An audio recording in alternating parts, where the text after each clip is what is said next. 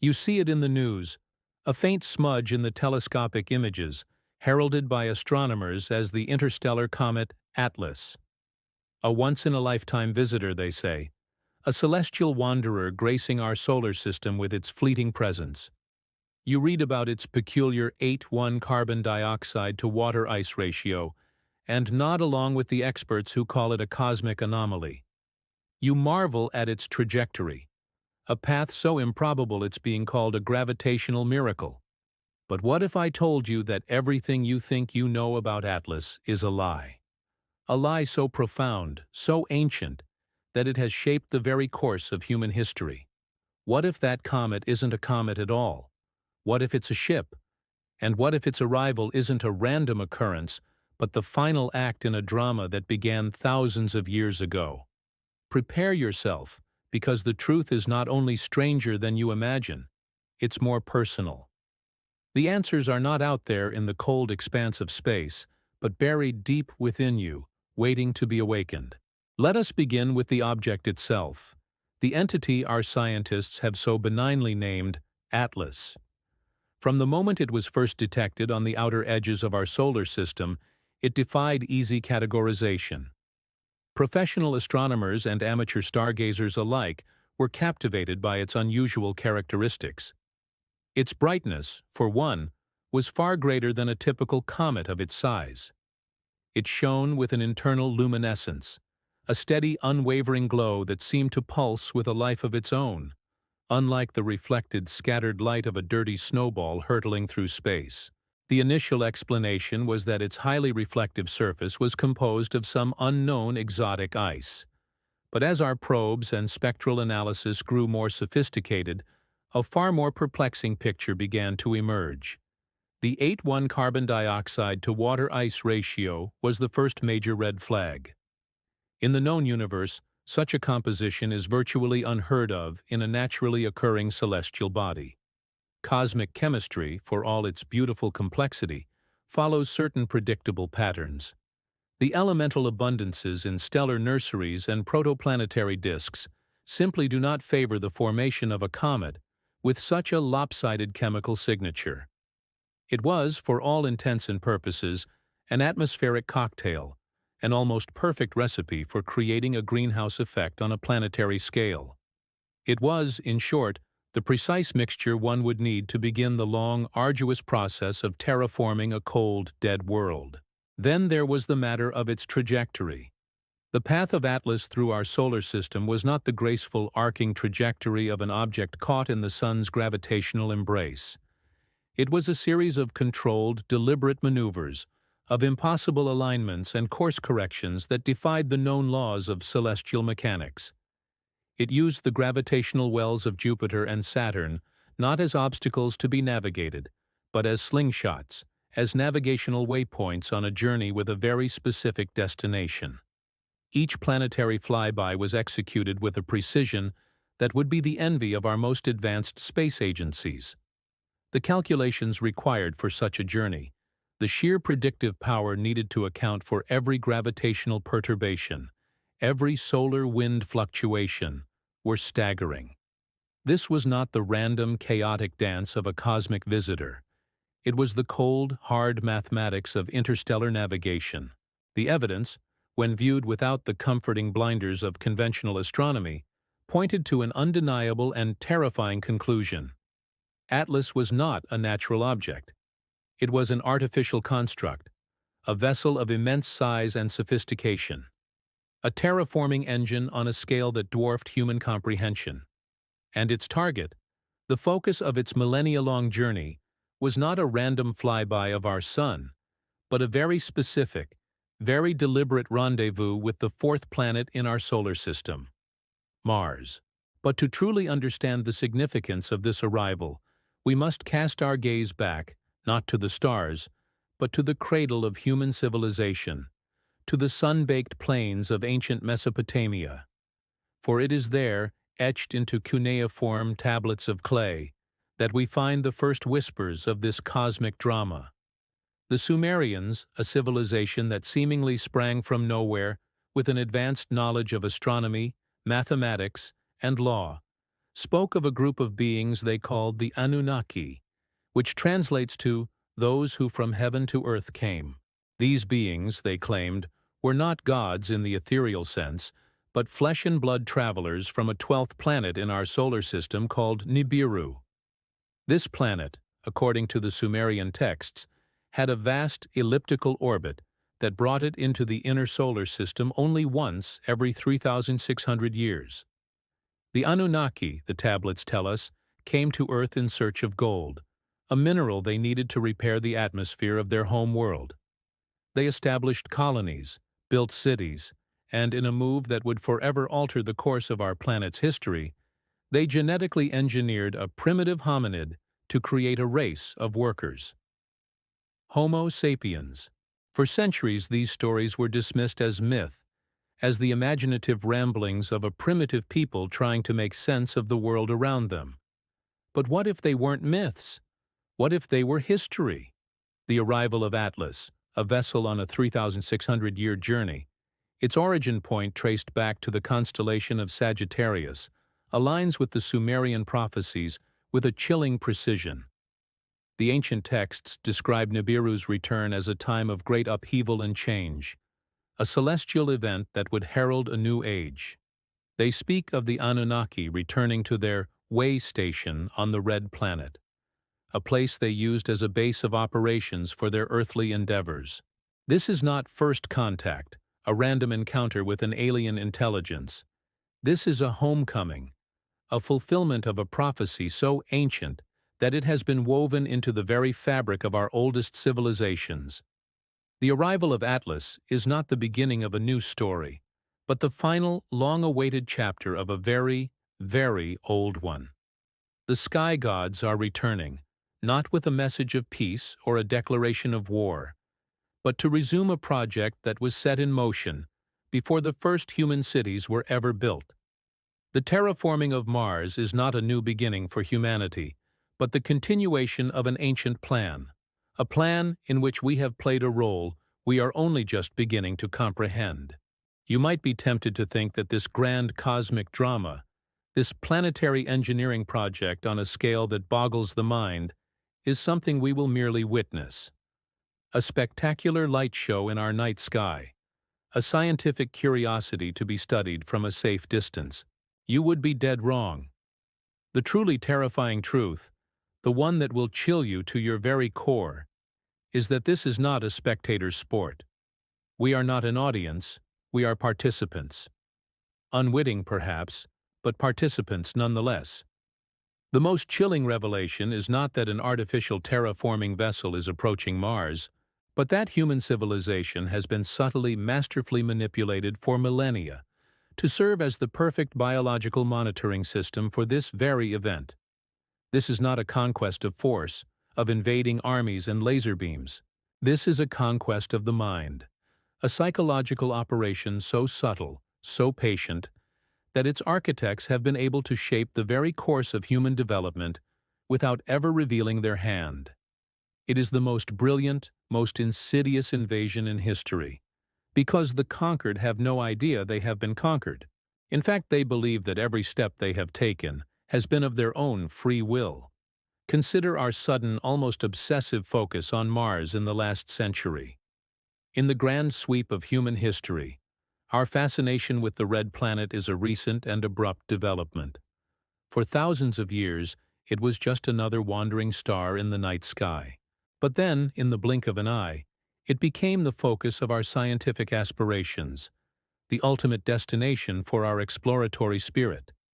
We built powerful telescopes to map its surface, sent probes to analyze its atmosphere, and landed rovers to scour its dusty plains. We have spent billions of dollars, dedicated countless hours of scientific ingenuity, all in the pursuit of understanding a world that, until very recently, was little more than a mythological symbol of war. Why? What was the catalyst for this sudden, all-consuming obsession? We tell ourselves it is the natural progression of scientific inquiry, the insatiable human thirst for knowledge. But is it? Or have we been nudged, guided, subtly influenced to turn our gaze in that specific direction, at this specific time? Our rovers, our orbiters, our sophisticated sensor arrays, we believe they are our creations, the fruits of our own intellectual labor. But in reality, they are the perfect data collection network for a terraforming project. We are, in essence, the advanced scouts, the unpaid interns, the unwitting accomplices for our cosmic managers. We are meticulously mapping the terrain, analyzing the atmospheric composition, searching for water, and doing all the preliminary legwork for a project we don't even know is happening. We are collecting the baseline data that will be essential for the beings who sent Atlas to monitor the progress of their grand experiment. This psychological operation extends far beyond the realm of science. It has shaped our cultures, our religions, our deepest held beliefs. Think of the prevalence of sky god narratives in virtually every ancient civilization, from the Anunnaki of Sumeria to the feathered serpent Quetzalcoatl of the Aztecs, from the Egyptian sun god Ra to the Olympians who descended from the heavens. Our history is replete with stories of powerful beings who came from the stars to guide, teach, and sometimes rule over humanity. These stories have been interpreted as metaphors, as primitive attempts to explain natural phenomena. But what if they are a form of predictive programming, a cultural conditioning designed to prepare us for the eventual return of our creators? These narratives have instilled in us a deep-seated belief in a hierarchical universe, a sense that we are not alone, that there are beings out there who are older, wiser, and more powerful than we are. They have created a psychological framework that makes the idea of a superior intelligence not only plausible, but desirable. We have been taught to look to the heavens for salvation, to pray for deliverance from our earthly woes. We have been conditioned to accept the idea of a guiding hand, of a divine plan that is beyond our comprehension. This is the genius of the psychological conquest. It has not been imposed upon us from without. It has been cultivated from within. It has harnessed our own natural tendencies, our curiosity, our spirituality, our desire for meaning, and steered them toward a predetermined outcome. We are like ants in a meticulously designed ant farm, convinced that every tunnel we dig, every crumb we carry, is a product of our own free will, never realizing that the entire landscape of our existence has been shaped by an unseen hand. The ultimate goal of this millennia-long psychological operation is to ensure our compliance when the time comes. To ensure that when the true nature of Atlas is revealed, we will not react with fear or hostility, but with awe and acceptance. We will see them not as conquerors, but as saviors. We will trade our cosmic independence, our right to self-determination, for the promise of technological salvation from a superior intelligence. We will gladly accept our role as a protected, managed species, grateful for the scraps of knowledge and technology that are tossed our way. This is the most subtle and complete form of conquest imaginable.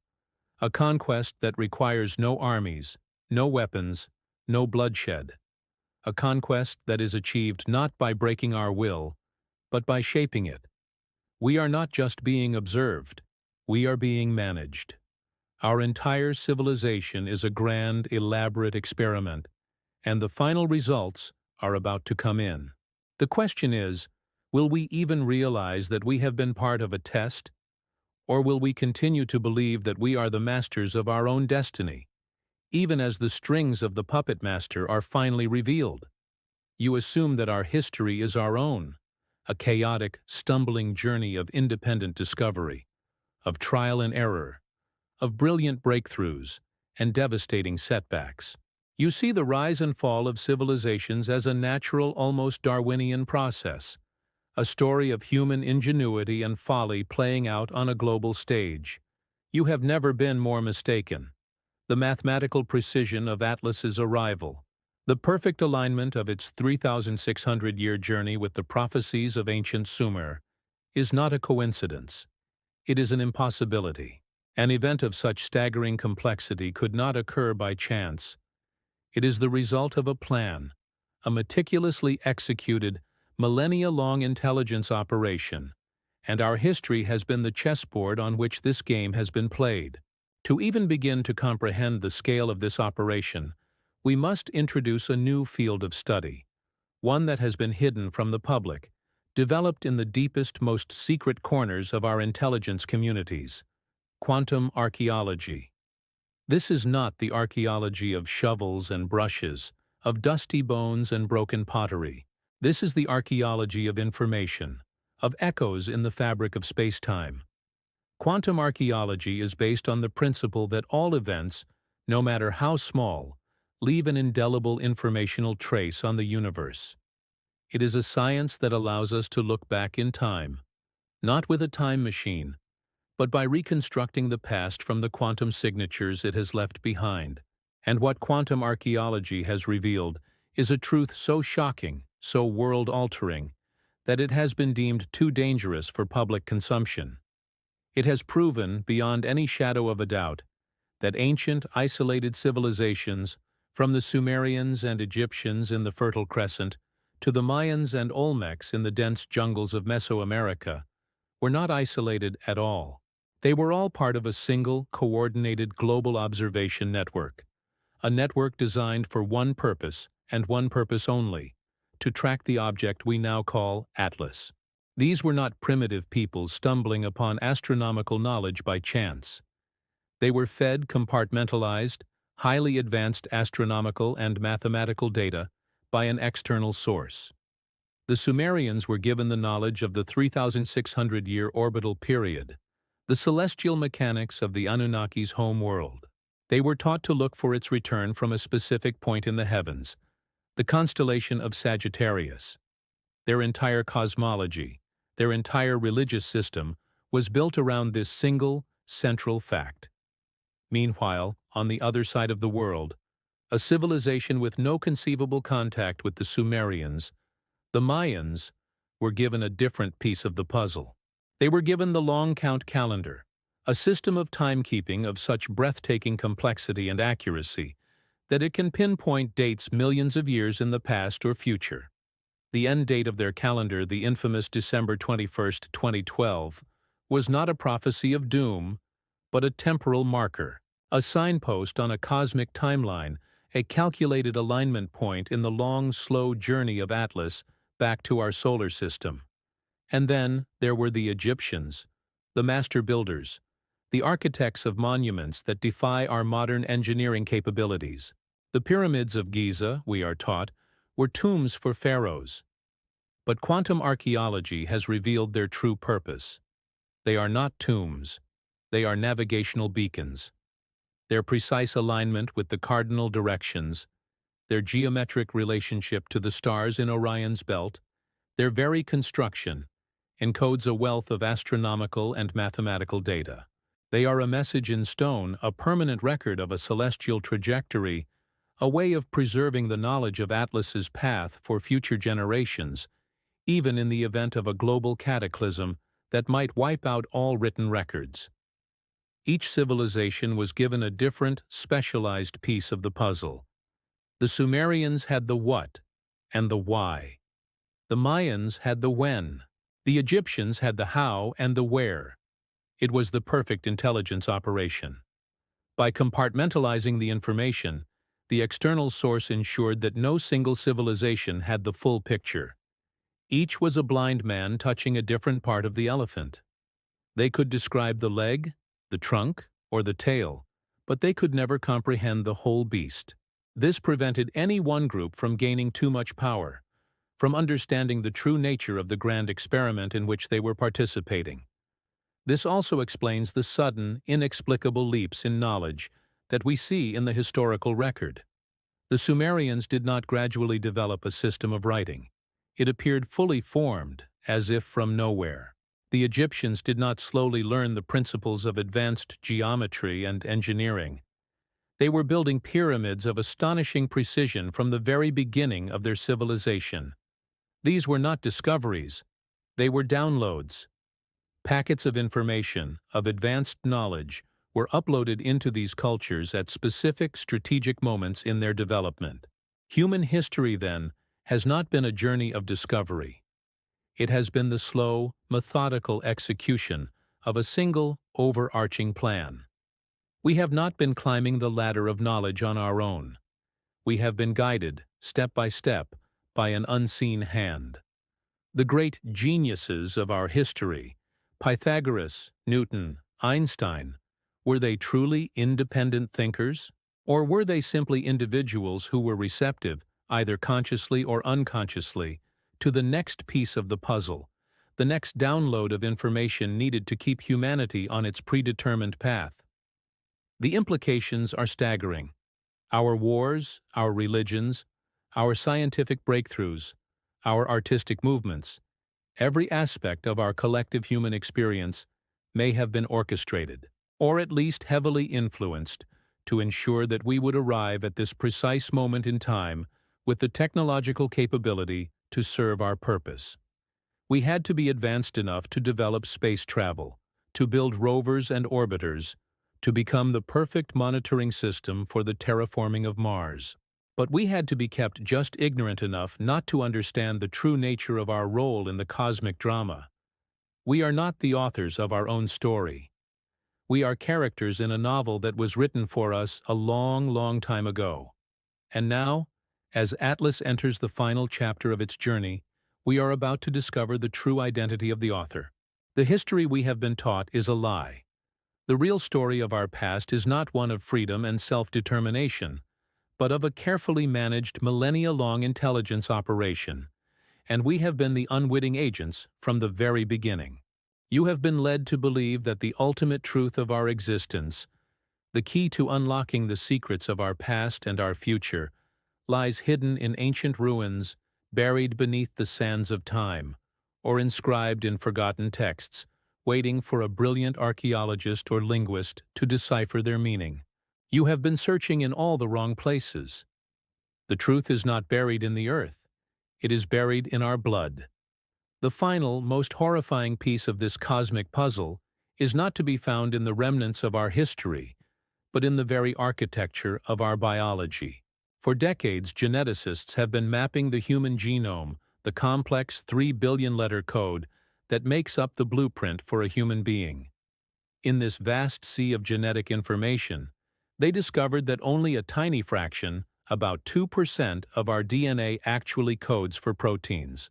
The other 98% was dismissed as junk DNA, evolutionary leftovers, genetic gibberish accumulated over millions of years of our species' development. It was a convenient, if somewhat arrogant, explanation. The assumption was that if we didn't understand its function, it must not have one. But a new generation of scientists working at the intersection of genetics, cryptography, and theoretical physics began to question this dogma. They wondered if this junk DNA was not junk at all, but a message, a code, hidden in plain sight. Using advanced sequencing technologies and powerful decryption algorithms, they began to analyze these vast, unexplored regions of our genome. And what they found was a revelation that would shatter the very foundations of biology, philosophy, and our understanding of what it means to be human. Scattered throughout our junk DNA, hidden within the non-coding sequences, they discovered anomalous code. It was not random. It was structured, complex, and unmistakably artificial. It bore all the hallmarks of a deliberately engineered language, a language that has been present in the human genome for over 200,000 years, since the very dawn of our species. This was not a product of natural evolution. It was a product of intelligent design. When they finally managed to crack the code, to translate this genetic language, they were not prepared for what it contained. It was not a simple message of greeting, not a philosophical treatise on the nature of life. It was a data file of immense complexity. Embedded within our very DNA were the complex astronomical data, the precise mathematical formulas, and the celestial charts needed to track the object we call Atlas, the 3,600-year orbit, the trajectory from Sagittarius, the gravitational assists from Jupiter and Saturn. It was all there, written in a language of adenine, guanine, cytosine, and thymine. Humanity is not a species that is being guided. We are biological technology. Our bodies are organic machines, and our DNA is the hard drive, a living, self-replicating repository of cosmic information. We are, in essence, a walking, talking astronomical almanac, a biological observation network designed to carry this critical data through the long, dark millennia, ensuring that it would survive any cataclysm, any dark age, any loss of written records. But the programming does not stop with the storage of data. The most profound and disturbing revelation is that our very consciousness, the thing we hold most dear, the seat of our identity, our self, may also be a part of this program. The genetic code does not just contain astronomical data. It contains instructions, algorithms, subroutines that influence our thoughts, our emotions, our deepest motivations. Think of it as a form of biological software. Our sudden obsession with Mars, our innate drive to explore, our spiritual yearning for contact with a higher intelligence, are these truly our own desires? Or are they subroutines being activated, programs being run, as we approach a predetermined point in our operational timeline? Our moments of inspiration, our eureka moments, our flashes of genius, are they the product of a creative mind? Or are they simply the result of a new data packet being decrypted from our own DNA? This leads to the most chilling conclusion of all. Free will is an illusion. The choices we make, the paths we take, the lives we lead, they may not be our own. We are simply executing our code. We are like the characters in a video game who believe they are making their own decisions, unaware that their every action is constrained by the parameters of the game's programming. We have the illusion of freedom, but we are always following the script. This is not to say that we are mere automatons. The programming is subtle, probabilistic. It works by influencing our desires, shaping our perceptions, creating the cognitive and emotional landscape in which we operate. It doesn't force us to do anything, but it makes certain choices, certain paths, feel more natural, more desirable, more right. It is the ultimate form of manipulation, a form of control so complete that the controlled are not even aware that they are being controlled. So the truth you have been searching for is not in the stars, but inside of you. You are the message. You are the arc of information. The final horrifying piece of the puzzle is the realization that we are not the masters of our own house. We are biological vessels, carrying a message we did not write, for a purpose we do not understand. Our very consciousness is a program designed to interface with a cosmic system, and the time for that interface is now at hand. The question is no longer, who are we? The question is, what are we designed to do? You have been led on a journey of ever-deepening paranoia, a descent into a rabbit hole of cosmic conspiracies and genetic manipulation. You have been brought to the brink of a terrifying conclusion, that we are the unwitting pawns in a galactic game played by a sinister, unknowable alien intelligence. Your mind is reeling with the implications of being a genetically programmed biological machine, your history a lie, your future a predetermined script. You believe these creators, these Anunnaki, these cosmic managers, must be alien, their motives sinister, their intentions beyond our comprehension. But the final twist in this epic tale, the one that will turn everything you thought you knew on its head, is not that they are alien, but that they are us. The same quantum archaeology that revealed the coordinated network of ancient civilizations also uncovered something else, something buried deep beneath the ice of Antarctica, shielded from the ravages of time and the prying eyes of humanity. It was a quantum computer, a data repository of almost unimaginable capacity, left behind by a civilization that predates our own by hundreds of thousands of years. And the data it contained was the final missing piece of the puzzle, the key that unlocked the true nature of our reality. The data reveals that Earth is not a stable, nurturing cradle of life. It is a cyclical system, a planet locked in a recurring 200,000-year cycle of catastrophic environmental collapse. Every 200,000 years, a combination of factors, a predictable shift in the galactic magnetic field, a pulse from the galactic core, a subtle change in the output of our sun, triggers a cascade of events that leads to a global extinction-level event. Ice ages, supervolcanoes, magnetic pole shifts, the sterilization of the surface by cosmic radiation. The mechanism varies, but the outcome is always the same. Life is scoured from the planet, and the evolutionary clock is reset. The beings who sent Atlas, the ones we have been calling the Anunnaki, were not aliens. They were an advanced branch of humanity from the previous cycle. They were our ancestors, a civilization that rose to heights of technological and spiritual development that we can only dream of.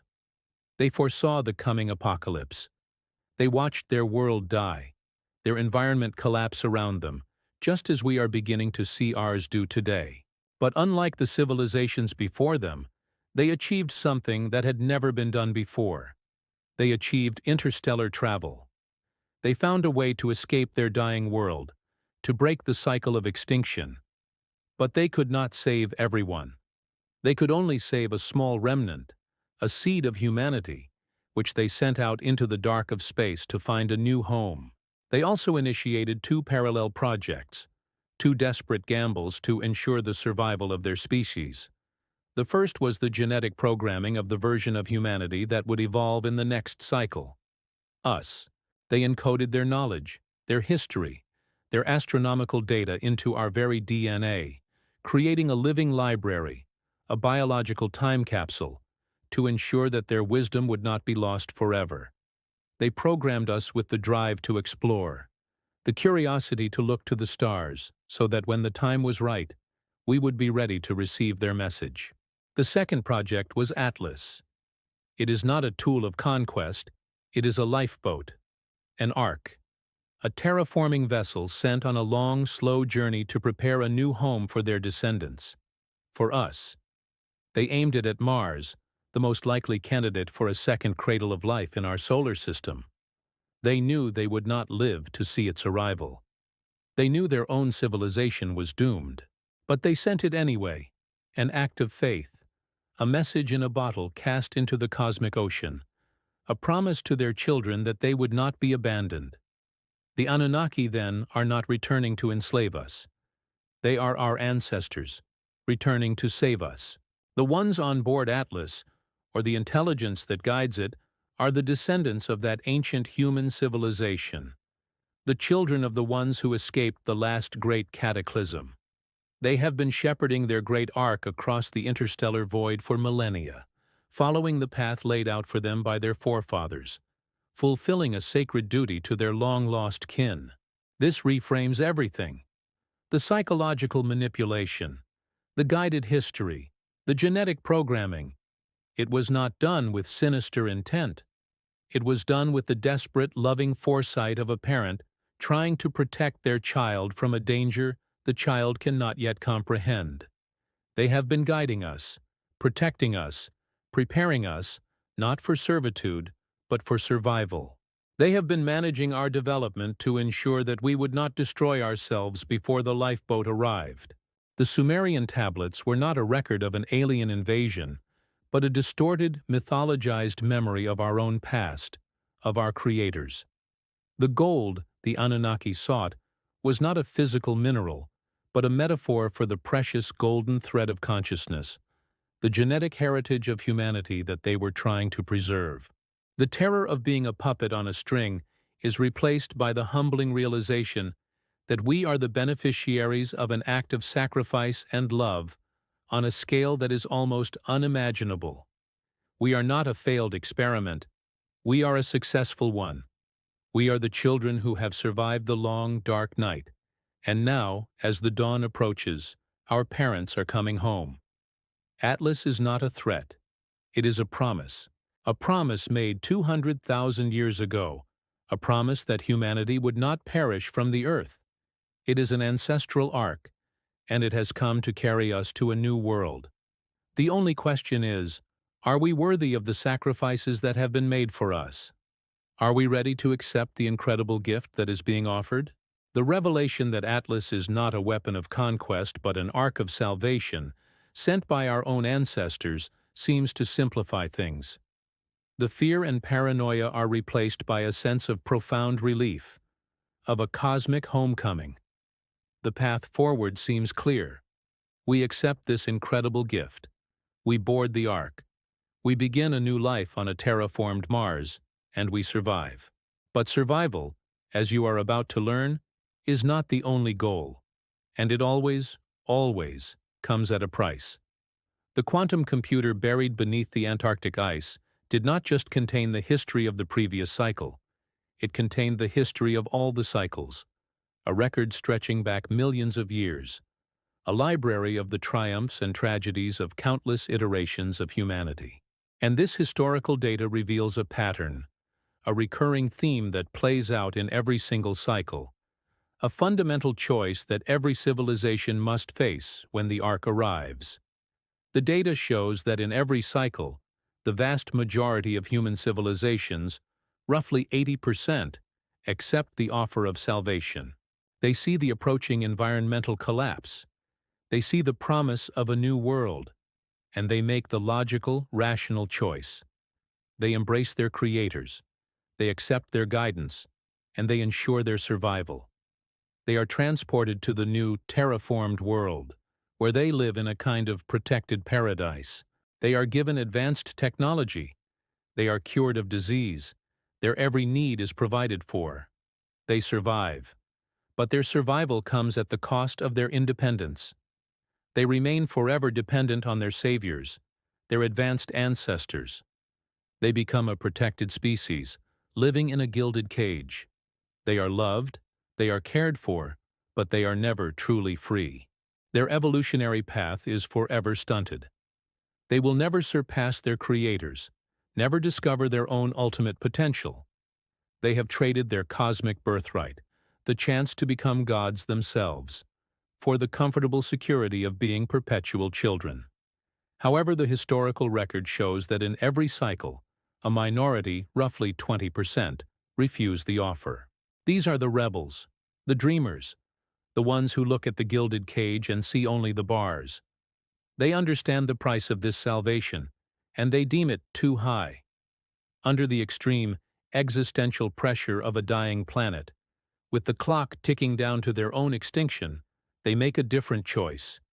They reject the easy path. They turn their backs on the ark and look inward. This 20% pursue their own path, a desperate, all-or-nothing gamble for true independence.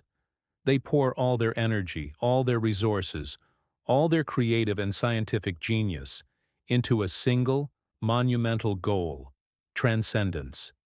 They seek to break the physical and biological limitations of their existence, to evolve into something new, something more. They pursue radical technologies: consciousness uploading, quantum entanglement, manipulation of the very fabric of space-time.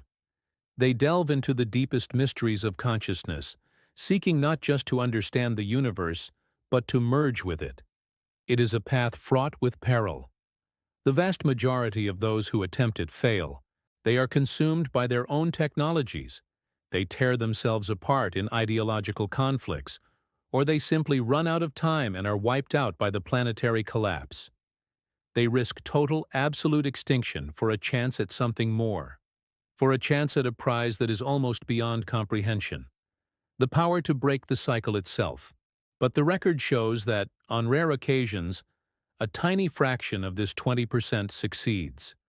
They achieve a technological and conscious singularity. They transcend their biological forms and become beings of pure energy, of pure consciousness. They are no longer bound by the cyclical life and death of planets. They become true citizens of the cosmos. They become the architects of their own reality. This is the choice that our civilization now faces. The arrival of Atlas is not just a promise of salvation. It is the presentation of a choice that has been made by countless civilizations before us, a choice that will determine the ultimate destiny of our species. Do we accept the offer? Do we choose guaranteed survival, a life of comfort and security, but one of perpetual dependence? Do we become the beloved children of our ancestors, living forever in their shadow? Or do we refuse? Do we take the dangerous, uncertain path?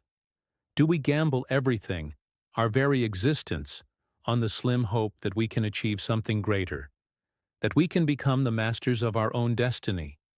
There is no right or wrong answer. It is a choice between two fundamentally different conceptions of what it means to be human. Is our purpose simply to survive, to propagate our species, to continue our genetic line at any cost? Or is our purpose to grow, to evolve, to reach for the stars not as passengers, but as navigators? This is not a choice that can be made by governments or scientists. It is a choice that must be made in the heart of every single individual. The path we take as a species will be the sum total of the choices we make as individuals. Do you choose the safety of the Ark, or the dangerous freedom of the unknown? The future of humanity hangs in the balance. You have been brought on a journey that has spanned the cosmos and plumbed the depths of your own DNA. You have discovered that your history is a lie, your consciousness is a program, and your ancestors are returning to offer you a stark and profound choice. You believe that this drama, this choice between survival and transcendence, is for humanity alone, a unique trial for our fledgling species. But the final, most staggering revelation, the one that will expand your understanding of reality to its very breaking point, is that we are not alone in this trial. The quantum computer's archives, the vast library of cosmic history, reveal a truth that is almost too immense to grasp. This exact scenario, the approaching terraformer, the 200,000-year cycle of planetary collapse, the choice between the 80% who accept salvation and the 20% who strive for transcendence, is not unique to Earth. It is a standardized, repeatable process, a test, and it is playing out simultaneously, right now, for dozens, perhaps hundreds, of other intelligent species on other worlds, scattered across our galaxy. This is not a local event. It is a coordinated, galactic test of consciousness itself. We are one of many. We are all part of a grand, cosmic experiment, a developmental program for fledgling intelligent species. The ancestors, the beings who sent Atlas, are not just our ancestors. They are a transcendent, ancient intelligence, perhaps the very ones who succeeded in breaking the cycle in a previous eon. They have become the gardeners, the caretakers, the proctors of this galactic examination. They seed worlds with the building blocks of life. They encode the program into the DNA of the species that eventually evolve intelligence. They guide their development from afar, through subtle manipulations of history and culture. And then, when the civilization reaches a certain level of technological and social maturity, and when their homeworld approaches the inevitable point of environmental collapse, they send the Ark. They present the choice. Why? What is the purpose of this elaborate, galaxy-spanning test? The answer is as profound as it is simple. Evolution. Not the slow, random, biological evolution of Darwin, but the directed, purposeful evolution of consciousness itself. The universe, it seems, is a crucible, a testing ground for the emergence of self-aware, creative intelligence. And this test is the final exam. The 80% who choose survival continue their genetic line. They preserve the biodiversity of the galaxy. They serve as a stable, enduring population, a living library of biological forms. They are the roots of the great cosmic tree of life. The 20% who choose transcendence are the branches, reaching for the heavens. They are the risk-takers, the innovators, the ones who push the boundaries of what is possible. Most of them fail, but the ones who succeed, the ones who achieve the singularity, they graduate. They join the ranks of the gardeners, the caretakers, the transcendent intelligences who oversee the great cosmic experiment. They become the next generation of gods. This final revelation transforms the narrative from a conspiracy to be observed into an urgent and deeply personal choice for each and every one of us. The story is no longer about them and their plans for us. It is about you, your life, your choices, your struggles. They are not meaningless. They are a microcosm of this great cosmic test. Every day you face your own version of this choice. Do you choose the path of safety, of comfort, of predictability? Do you accept the limitations of your current understanding, the comfortable cage of your beliefs and routines? Or do you choose the path of growth, of risk, of striving for something more? Do you push against your limitations, question your assumptions, and gamble on the possibility of becoming a greater version of yourself? Your decision to accept limitation or strive for transcendence in matters both large and small is more than just a personal choice. It is a vote that, when combined with the votes of billions of other individuals, will determine the evolutionary trajectory of our species. Your decision will help to decide whether humanity joins the 80% or the 20%, whether we become a protected species or a transcendent one. And our collective decision, in turn, is a vote in a much larger galactic election, one that will determine the future of consciousness in the universe. The story of Atlas is not a story about comets or aliens or ancient conspiracies. It is the story of you. It is a mirror, reflecting the most fundamental choice of your existence. The universe is watching. Your ancestors are watching. And now, you must choose. The journey we have just taken, through the deceptions of Atlas and the depths of our own genetic code, is more than just a story. It is a powerful metaphor for our own lives. We are all, in our own way, living in a reality that has been shaped by forces we do not understand. We are all carrying programs, cultural, familial, personal, that influence our choices and limit our potential. And we all, at some point, are presented with a choice: to live within the comfortable confines of that programming, or to risk everything for the chance to become the architects of our own destiny. The lesson of Atlas is that you are more than you know. You are more than your job, more than your past, more than the stories you tell yourself about who you are. Buried within you, in your junk DNA, is a potential for greatness, for transcendence, that you have not yet begun to tap. The key is to question everything. Question the comets in your own life, the things you accept as random or unchangeable. Question the historical narratives that have shaped your beliefs. And most importantly, question the programming that tells you to play it safe, to stay in the comfortable 80%. How can you apply this to your daily life? Start by identifying one area where you have accepted a limitation without question. It could be a career path you feel stuck in, a creative talent you've been told you don't have, or a dream you've dismissed as impossible. And then, dare to challenge it. Take one small, risky step in the direction of that dream.